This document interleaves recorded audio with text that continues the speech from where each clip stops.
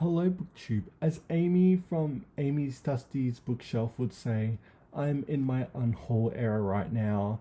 And it's true because we're still unhauling. I was like, I'm gonna finally go through my 1800s books and see what stays, see what goes, pretty much. And I know it's a bit funny because I literally just done an entire bookshelf tour about them, but I'm like, oh, I'll go through it now and see what's going. And little did I know there's going to be over 30 books I'm going to get rid of.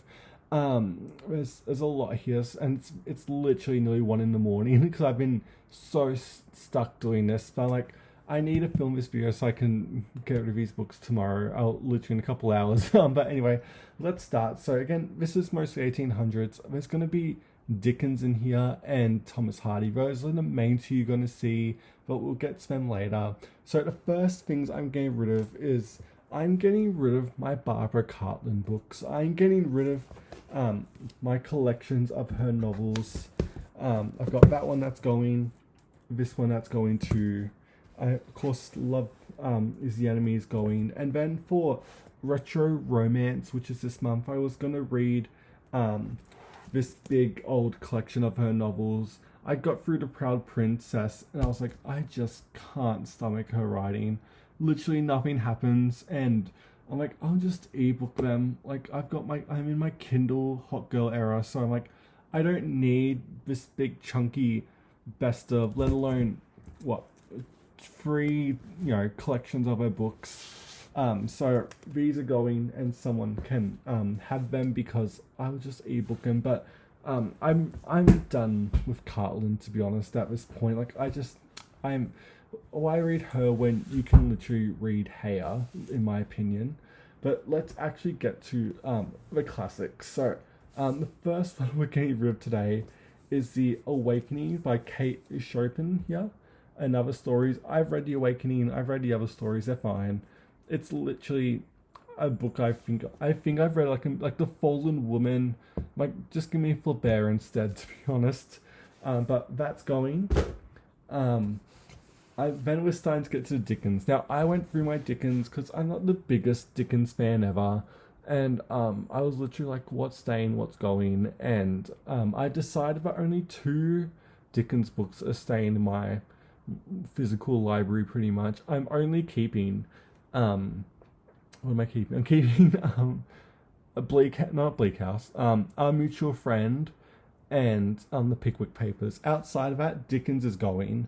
I will keep an eye out for his non-fiction again. I really enjoy that. But Oliver Twist, I hate Oliver Twist with a passion. All of these were secondhand books. I'm literally not losing on any money, literally. But I've never liked Oliver Twist. I never think about it. I think about it and I just dramatically roll my eyes. And I'm done with Oliver Twist. I never want to see it again. It's not the worst thing ever, but it's just not my favourite at all. Nicholas Nickleby, Dickens' first historical novel, fine. It's way too long for its own good, in my opinion. But Thomas Hardy, he's going to... I'm keeping a couple Hardys. I'm keeping his middle period novels, so pretty much from oh my god, it's so late, I'm trying to remember these names. I'm keeping everything from Far From the Madding Crowd all the way to the Woodlanders, except the May Have Cast a Bridge in between. So pretty much his like lovely romance novels. I hate his later stuff, but we'll get to that. But I do have the Hand of Alberta here. It's fine. It's a bit too ridiculous for me. It's Hardy. It's not my favorite. We're going with A Pair of Blue Eyes. Again, his early novels, completely forgettable. Him trying to do sensation novels and trying to be a real poor man's Wilkie Collins, and he just fails at it for me, especially with his debut, Desperate Remedies. I'm never rereading Desperate Remedies. Same as Under the Greenwood Tree. It's going. What else? May Have Cast a Bridge. I've read it. It's going. Alodikian. I literally can't remember it. I've read it. I'll find these as ebooks literally anywhere. Then to books I genuinely don't... I don't want to say hate because that's a bit too mean, but I do hate them. Tess of the D'Urbervilles. I don't even want to even look at it anymore. The Well-Beloved and Pursuit the Well-Beloved, no thank you. I've done my time. Jude the Obscure, absolutely no thank you. I'm done with that. Mystery of Edwin Drood, I like this half-finished novel by Dickens. It's good, but I don't need a physical copy of it. Someone else will find this and absolutely adore it. Then I'm getting rid of some translations too, because I'm like, oh, I went for my translations of classics, and I was like, what's going here? And I decided I'm getting rid of my Louise and Maud translations of Tolstoy. They're fine. I've read bits of them. I've read a good chunk of them. I just really love the Constance Garnett. That's literally my only reason, and I honestly feel like I just I don't need any other translation. I couldn't care less about the way Garnett isn't the most accurate, but my god, do I love her writing. So I'm getting rid of the Maud, Anna Karenina, and then the big translation of War and Peace, which is good. I love the notes. I don't like how they translate the French, because they leave their translations footnotes, which is annoying. Not as bad as the Maud, not the Maud, the Pavilion Velikonski, sorry, but the Maud's fine. I like it. Someone else will absolutely love it. And then I'm getting rid of Bleak House by Dahl's Chickens. It's fine. I do get how people love Bleak House. If this, instead of being nearly 1,000 pages, was like 400, it would have been one of his best books. But it just gets so overblown with stuff with subplots, and it's just so cartoonish. And I want slice of life. Give me Gaskell, give me Eliot, Trollope, anyone. It can go. I don't need this anymore. Mary Shelley, Matilda, it's fine. I don't need it. Wilkie Collins, The Law and the Lady. This is one of the only two Wilkie Collinses I own physically. I have the Woman in White. Sorry, I have that as well. There's the Penguin Black. I don't mind Wilkie Collins. He's a fine read for Victoria, but outside, I never think about Wilkie. This is The Law and the Lady, the first one of the first detective novels. It's predictable, really, but it's one of those books where whenever you read a blurb to it, it literally spoils what happens, like the whole detective and how her husband died because she poisoned him. But anyway, it's fine. I don't. The thing is, what I'm processing here is that I really don't care about detective fiction, like literally at all. I'm trying so hard to do the adventures of Sherlock Holmes, but I'm like, I just can't be bothered with detective novels. The only ones I'm really pushing through is with Heya for Heya time, but even then, they're so melodramatic, I find that I can just do them. But Annie, even Christie, I'm just like, it's just not my style, and I need to process this more, but Law and the Lady's going. I also have the Pavia and Velikonski Anna Karenina. I liked it, but again, I'd much rather read Garnet. I don't need notes for it at this point, so that's going as well. Tale of Two Cities, I really like A Tale of Two Cities, but I never think about it. I never read it. Like, literally, I can find it anywhere. I only want the Pickwick Papers and Our Mutual Friend from Dickens. That's literally it. I don't need A Tale of Two Cities. Even though for the longest time it was my favourite Dickens, but Our Mutual Friend, and it's just taken over. They were getting rid of Great Expectations too. I've never ever gotten the hype of Great Expectations. For me, it is such a mediocre book, to be honest, even compared to other Dickens novels. I feel like there's a party going on and I'm not there. I've read this book twice. It's probably the first classic book that really let me down. Again, Dickens isn't bad. He's just not for me, like literally at all. And I've processed that. I've read through his books.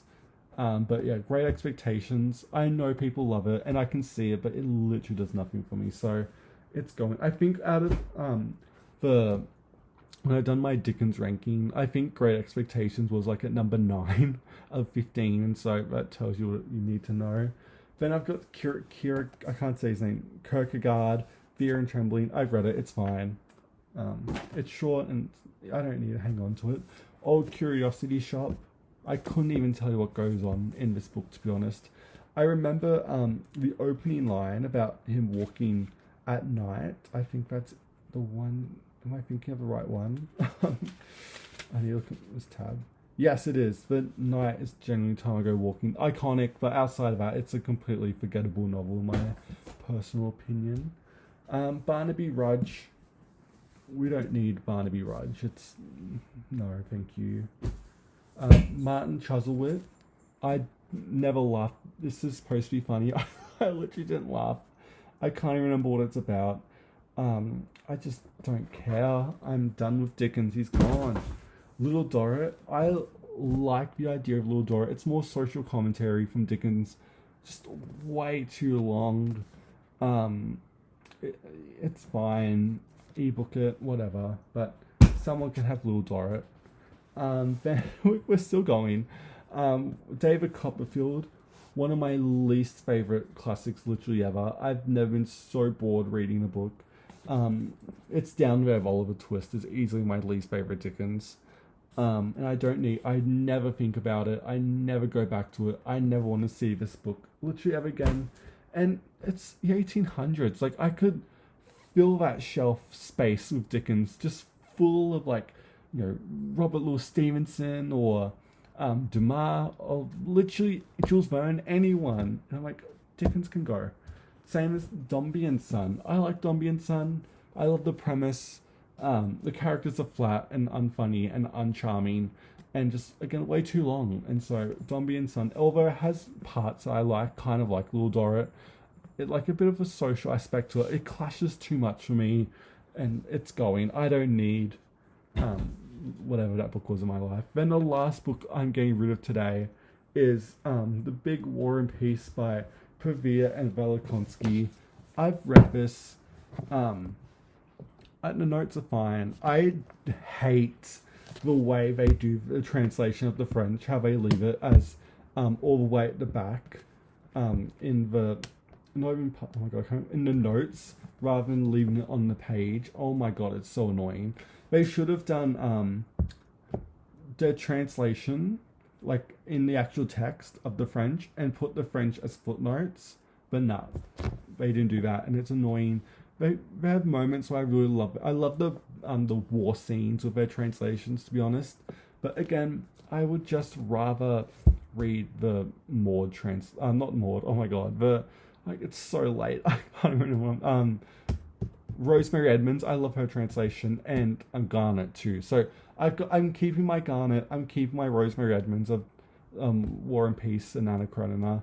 And I want to keep an eye out for more Dostoevsky by Constance Garnett in her translations because I love him so much, but I'm sick of having the David Duff or whatever it is. I want Garnett. And so that is the last book in this insanely big unhaul. Wish me luck taking these books to walking them all the way to an op shop. But yeah, so I'm doing a big unhaul of my 1800s classics. There's a lot here. I feel a lot lighter having rid of all those Dickens and Hardys. But yeah, let me know what you think about the books I'm unhauling. And do you agree with me? Do you not? They'll probably be in a local salvos near you. And yeah, thank you so much for watching BookTube, and I will see you next time.